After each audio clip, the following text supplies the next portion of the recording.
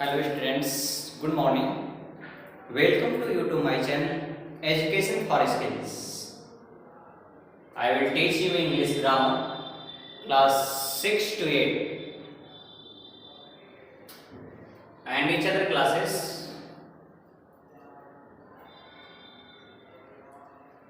मैं अनिल कुमार गोस्वामी, आपका English teacher. आप सभी स्टूडेंट्स का हार्दिक स्वागत करता हूं इस एजुकेशन फॉर स्किल्स चैनल में। आज हम लोग पढ़ेंगे इंग्लिश ग्रामर क्लास 6, 7 और 8। जैसा कि एक्टिव वॉइस से पैसिव वॉइस में चेंज करने के रूल सेम चैप्टर 12 पार्ट 4 आपके बीच में जा रहा है। थर्ड चैप्टर तक मैं आपके बीच में पहुंचा चुका था। आज हम लोग बातें करेंगे पार्ट 4 की। तो जैसा कि आप देख पा रहे हैं कि सिंपल प्रेजेंट तक आपने पढ़ चुका है, सिंपल प्रेजेंट टेंस तक आपने पढ़ा है। अब यहां से हम बात करेंगे सिंपल पास्ट, है ना। सिंपल पास्ट यानी पास्ट इंडेफिनिट को ही सिंपल पास्ट बोलते हैं या फिर सिंपल प्रेजेंट को प्रेजेंट इंडेफिनिट बोलते हैं। मैंने पिछले वीडियो में मैंने आपसे बात किया था। तो चलिए आइए हम बात करते हैं। आज बहुत खास दिन भी है, 2/2/2021।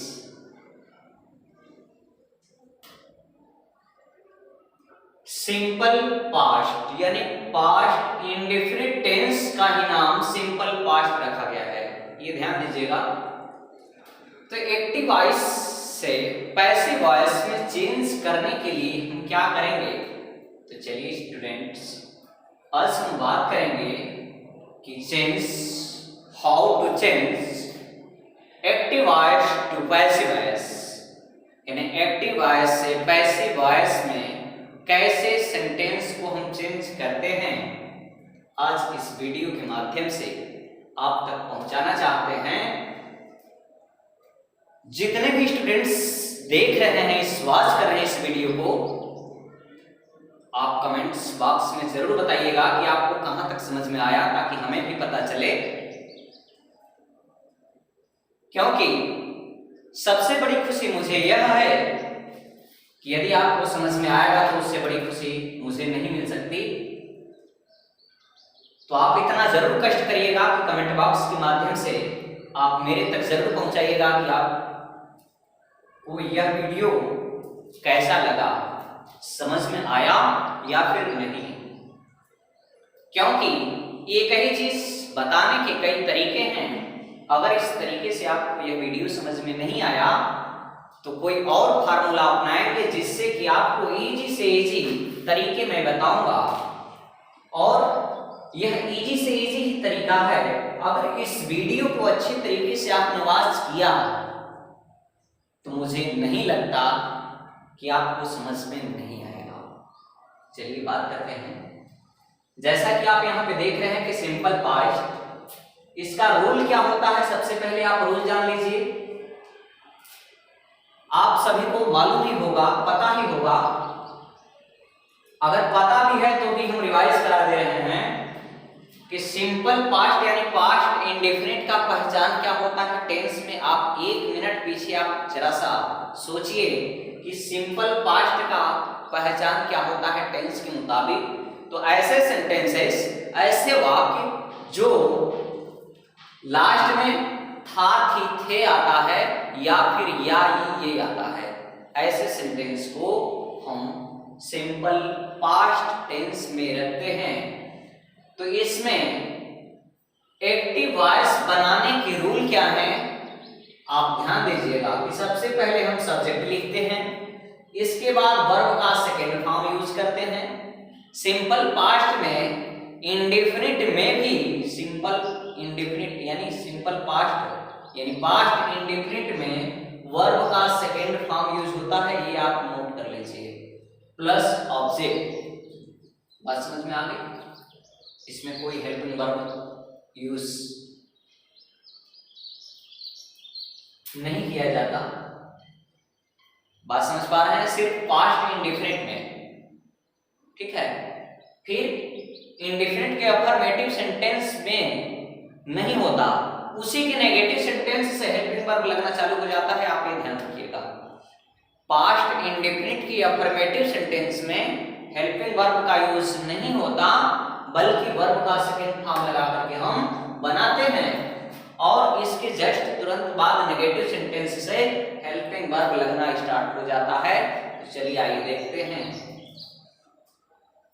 एक्टिव वॉइस को हम बनाएंगे कैसे? सबसे पहले सब्जेक्ट लिखेंगे, फिर इसके बाद वर्ब का सेकंड फॉर्म लिखेंगे, फिर इसके बाद ऑब्जेक्ट लिख देंगे। आपका एक्टिव वॉइस बन करके तैयार हो जाएगा, रेडी हो जाएगा। यह सेंटेंस आपका कंप्लीटेड हो गया।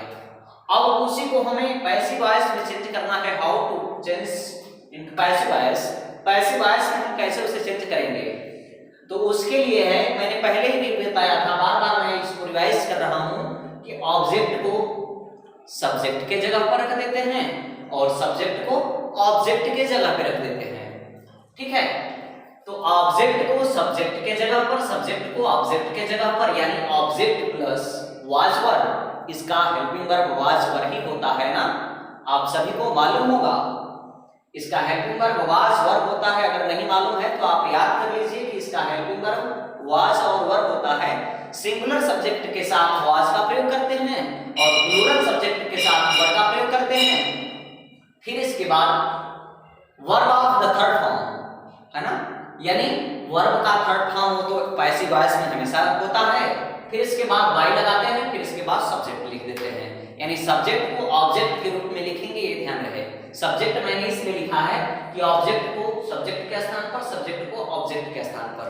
तो इसका मतलब है यहाँ पे ऑब्जेक्ट ही लिखा जाएगा, लेकिन सब्जेक्ट को चेंज करके, सब्जेक्ट को चेंज करके ऑब्जेक्ट में जो होता है उसको लिखा जाएगा। जैसे एग्जांपल मैं आपके बीच में रख रहा हूँ। एग्जांपल है, कल उसने एक पत्र लिखा, या कल उसने पत्र लिखा था, ये भी आप बोल सकते हैं। मैंने कहा था ना कि इस टेंस का जो सिंपल पास्ट है, इसका जो पहचान है लास्ट में था, थी, थे, या फिर लास्ट का अक्षर या ये होता है, तो आप समझ जाइएगा कि यह सिंपल पास्ट का सेंटेंस है। बात समझ में आ गई? तो चलिए मेरे प्यारे बच्चों, आप देख रहे हैं कि कल उसने एक पत्र लिखा, कल उसने एक पत्र लिखा। अगर आप इसको बहुत ही केयरफुली तरीके से देखेंगे तभी आपको समझ में आएगा, अन्यथा आप इसे नहीं समझ पाएंगे। थोड़ी सी परेशानियां आ सकती हैं। जो स्टूडेंट्स पहली बार देखेंगे, पहली बार में तो जरा सा उनको पल्ले नहीं पड़ेगा। क्यों? क्योंकि वह पहली बार ऐसा सुने ही नहीं है, तो उनको समझ में नहीं आएगा। इसे कई बार वॉच करना होगा, आपको कई बार इस वीडियो को देखना होगा। इसलिए आपको ज्यादा से ज्यादा समझ में अगर आना है तो आपको जितना अधिक इस वीडियो को वॉच करेंगे उतना ही बेहतर तरीके से आप समझ पाएंगे। चलिए, एक्टिव वॉइस कैसे बनेगा? एक्टिव वॉइस बनाते समय जैसा कि पहले मैंने बताया था कि सब्जेक्ट प्लस वर्ब का सेकंड फॉर्म प्लस ऑब्जेक्ट। तो आप ध्यान दे लीजिए, कल उसने एक पत्र लिखा, यानी इसमें सब्जेक्ट क्या है? उसने, यानी ही। उसने पत्र लिखा यानी ही रोट, यानी राइट मीन्स होता है लिखना, और राइट का सेकंड फॉर्म रोट होता है। जो वर्ब मैंने आपके बीच में सेंड किया है, अगर वो वर्ब लर्न नहीं रहेगा तो ना ही आप टेंस पढ़ पाएंगे और ना ही एक्टिव वॉइस और पैसिव वॉइस पढ़ पाएंगे। तो he wrote a letter yesterday, he wrote a letter yesterday, यानी कल उसने एक पत्र लिखा। अब बात करते हैं हम पैसिव वॉइस, इसको how to change into passive voice. अब इसी को पैसिव वॉइस में हम कैसे चेंज करेंगे? तो बहुत सिंपल तरीका, नॉर्मल तरीका, आप इस फार्मूले को यूज कीजिए, इसके बाद बन करके आपका रेडी हो जाएगा। अ लेटर, यानी अ लेटर वाज, क्यों? सिंगुलर है। ही क्या है? सिंगुलर है। अ लेटर वाज रिटेन, क्योंकि वर्ब का थर्ड फॉर्म रिटेन बाय, और यहाँ पे सब्जेक्ट ही है तो ऑब्जेक्ट उसका हम जब यूज करते हैं तो हिम होता है। मैंने लिखवाया भी था ही का हिम, तो वही हो जाएगा a letter was written by him yesterday. A letter was written by him yesterday. आपका सेंटेंसेस बन करके कंप्लीट हो गया। अब दूसरा हम बात करते हैं नेगेटिव सेंटेंस में, उसी का नेगेटिव सेंटेंस देख लेते हैं।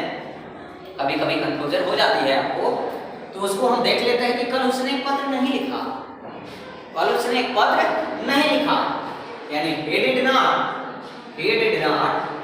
क्यों? क्योंकि नेगेटिव सेंटेंस से इसका जो हेल्पिंग वर्ब होता है वह क्या होता है? डिड होता है। इसका जो हेल्पिंग वर्ब होता है वह डिड होता है, और जो वाज और वर होता है ये कॉन्टिन्यूअस का होता है। वाज, क्योंकि मैंने शुरू में ही बताया था पास्ट इंडेफिनिट का अगर बना रहे हैं तो उसके आगे वाले एक टेंस का हेल्पिंग वर्ब पैसिव वॉइस में लगता है। ये मैंने शुरुआत में भी बताया था, आपको याद भी होगा। आप ध्यान से देखिएगा, अगर यहाँ पे आप मिस्टेक हो रहे हैं तो आप ध्यान रखिएगा कि वाज और वर जो होता है यह किसका है? किसका है? पास्ट कंटीन्यूअस का। बात समझ में आ गई? क्लियर हो गया? बात समझे? पास्ट कंटीन्यूअस में यानी इसका जो हेल्पिंग वर्ब होता है वह डिड होता है, यानी he did not write a letter yesterday। कल उसने एक पत्र नहीं लिखा। he did not write a letter yesterday। अब आगे देखिए, इसका पैसिव वॉइस कैसे चेंज करेंगे? पैसिव वॉइस चेंज करते समय हम क्या करेंगे कि सब्जेक्ट को ऑब्जेक्ट के जगह पर, ऑब्जेक्ट को सब्जेक्ट के जगह पर चेंज करके रख देंगे। इसमें बैठा लीजिए ऑब्जेक्ट, यानी a letter was। ये was कहां से आया? क्योंकि इसके आने वाले आगे टेंस का यह क्या है? यह क्या है? हेल्पिंग वर्ब है। इसलिए इंडेफिनिट, अगर इंडेफिनिट का बना रहे हैं तो कंटीन्यूअस का हेल्पिंग वर्ब हम लगा करके पैसिव वॉइस बनाएंगे। तो वाज, क्योंकि सिंगुलर है, अगर वर होता तो प्लूरल सब्जेक्ट के साथ वर लगाते, अगर सिंगुलर है तो वाज लगाएंगे। इसलिए जो ही है यानी जो उसने है वह सिंगुलर सब्जेक्ट है, इसलिए a letter was not written by him yesterday। बात समझ में आ गई? बस यहाँ पे नॉट लगा देना है, बाकी सेम रहेगा। क्लियर हुआ? और दिक्कत आपको यहाँ पे आ रही होगी कि इसका जो है, इसका यानी पास्ट इंडेफिनिट में वर्ब का सेकेंड फॉर्म लगा करके यूज करके हम सेंटेंस बनाते हैं, और सिर्फ अफर्मेटिव और नेगेटिव से इसका हेल्पिंग वर्ब लगना चालू हो जाता है। तो इसका हेल्पिंग वर्ब जो होता है, पास्ट इंडेफिनिट का हेल्पिंग वर्ब डिड होता है, इसलिए नेगेटिव सेंटेंस से इसका हेल्पिंग वर्ब लगना चालू हो जाएगा। तो आगे देखिए, क्या कल उसने एक पत्र लिखा? अब यह आ गया इंट्रोगेटिव सेंटेंसेस। कैसा सेंटेंसेस? Interrogative sentences. तो डिड ही, क्योंकि आगे लगा करके बनाएंगे, क्यों? क्योंकि क्या पहले है, तो हेल्पिंग वर्ब से स्टार्ट करते हैं। डिड ही राइट, अगर डिड लग गया तो वर्ब का हम फर्स्ट फॉर्म ही लिखते हैं। अगर वह हेल्पिंग वर्ब पहले से सेकंड फॉर्म में है, डू का डिड है, तो आप वर्ब जो मेन वर्ब है उसका फर्स्ट फॉर्म ही लिखेंगे एक्टिव वॉइस में से। ठीक है? तो did he write a letter yesterday. Did he write a letter yesterday, यानी क्या कल उसने एक पत्र लिखा? क्या कल उसने एक पत्र लिखा? Did he write a letter yesterday. अब देखिए पैसिव वॉइस हम कैसे बनाएंगे कि was a letter, was a letter. अब ध्यान रखिएगा, ये सिर्फ एक्टिव वॉइस में चलेगा। अगर यदि डिड पहले से लग गया, यानी हेल्पिंग वर्ब सेकंड फॉर्म में पहले से है, तो उसका मेन वर्ब फर्स्ट फॉर्म में ही लिखेंगे। तो सिर्फ एक्टिव वॉइस में ही करेंगे। पैसिव वॉइस में हमेशा हमेशा मैंने बताया था पहले वीडियो में कि हमेशा वर्ब का थर्ड फॉर्म ही यूज होगा, चाहे वह किसी भी टेंस का हो। ठीक? तो was a letter written by him yesterday, was a letter written by him yesterday। क्या कल उसने एक पत्र लिखा? was a letter written by him yesterday। Example आपको समझ में आ गया? आप इसे कई बार पढ़िए, रिवाइज करिए। जो समझ में ना आए कमेंट बॉक्स के माध्यम से आप मेरे तक जरूर पहुंचाइए, अब आगे हम बात करते हैं, सिंपल पास्ट आपने पढ़ लिया, जान लिया, सुन लिया। अब आगे हम बात करते हैं पास्ट कंटीन्यूअस की।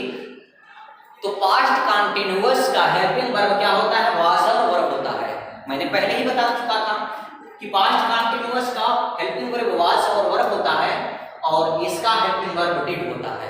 पास्ट इंडेफिनिट का डिड होता है, पास्ट कंटीन्यूअस का हेल्पिंग वर्ब वाज और वर्ब होता है। तो चलिए इसका भी रूल हम जान लेते हैं कि subject plus was verb plus verb का फोर्थ फॉर्म, यानी वर्ब का आईएनजी फॉर्म को ही फोर्थ फॉर्म कहते हैं, प्लस ऑब्जेक्ट। अब इसका पैसिव वॉइस हम जब चेंज करेंगे तो क्या करेंगे कि ऑब्जेक्ट सब्जेक्ट को ऑब्जेक्ट की जगह पर, ऑब्जेक्ट को सब्जेक्ट की जगह पर, वाज वर्ब प्लस बीइंग, यानी कंटीन्यूअस वाले में बीइंग हो जाएगा। क्या हो जाएगा? बीइंग। क्या हो जाएगा? बीइंग प्लस वर्ब का थर्ड फॉर्म हो तो रहेगा plus by plus subject. Clear हो गया? आइए हम देख लेते हैं। हम कल क्रिकेट खेल रहे थे, यानी रहा था, रही थी, रहे थे, इसका लास्ट अक्षर आता है तो आप समझ जाइएगा कि यह पास्ट कंटीन्यूअस का है। यानी क्लियर हुआ?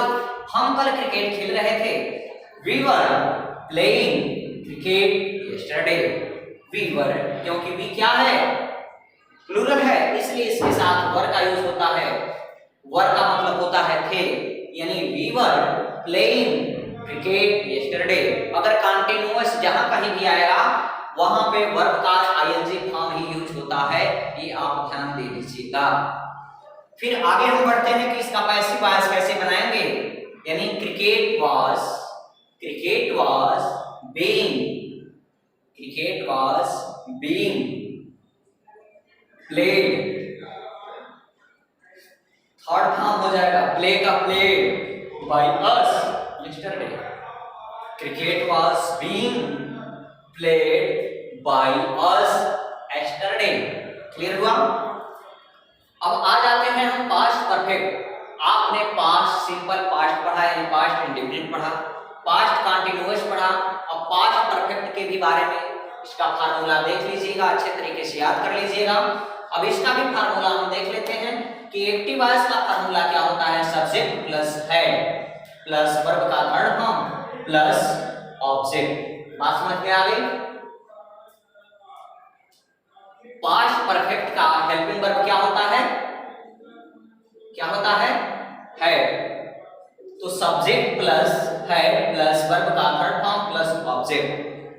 तो आप यहां पे देख रहे हैं कि पैसिव वॉइस बनाते समय ऑब्जेक्ट को सब्जेक्ट के जगह पर, यानी object plus head plus being लगा देंगे। बीइंग नहीं होगा यहाँ पे, तो बीइंग था क्योंकि आईएनजी फॉर्म था, इसलिए यहाँ पे बीइंग था, यहाँ पे बीइंग था, लेकिन यहाँ पे बीइंग नहीं बल्कि बीइंग लगेगा। हेड बीइंग प्लस वर्ब का थर्ड फॉर्म तो रहेगा ही, plus by plus subject. Clear हुआ? अब एग्जांपल हम देख लेते हैं कि प्रेजेंट पास्ट परफेक्ट का ऑफर एक्टिव वॉइस। हम आम खा चुके थे, परफेक्ट टेंस है ना, चुका चुकी रहता है लास्ट में, चुके थे, है ना। उसी प्रकार से हम आम खा चुके थे। जब हम आम खा चुके थे यानी यह पूर्ण रूप से कार्य समाप्त हो चुका है। यह क्या हो चुका है? कार्य समाप्त हो चुका है। हम आम खा चुके थे तो हो जाएगा we had eaten a mango. Eaten a mango, यानी इसका एक्टिव वॉइस में भी क्रिया का थर्ड फॉर्म लगता है और पैसिव वॉइस में तो ऑलरेडी पहले से ये है, उसकी तो बात ही छोड़ दीजिए, वो तो ऑलरेडी पहले से एक्टिव वॉइस में थर्ड फॉर्म यूज ही होता है, चाहे वह किसी भी टेंस का सेंटेंस हो। तो we had eaten a mango, इसका एक्टिव वॉइस आपने बना लिया। पैसिव वॉइस आप कैसे बनाएंगे? पास्ट परफेक्ट टेंस का, तो हो जाएगा a mango had been eaten by us, क्योंकि वी का क्या होता है? अस। वी का ऑब्जेक्ट क्या होता है? अस होता है। आपको मैंने पहले वीडियो में लिखवाया था, अगर आपको याद होगा तो धीरे धीरे आपको, मैं उम्मीद करता हूं कि आपको समझ में आया होगा। और इस वीडियो को यहीं पे, इस पार्ट को यहीं पे लास्ट करते हैं। अब अगला पार्ट आपके बीच में अगले दिन जाएगा। तब तक के लिए best of luck. Thank you very much.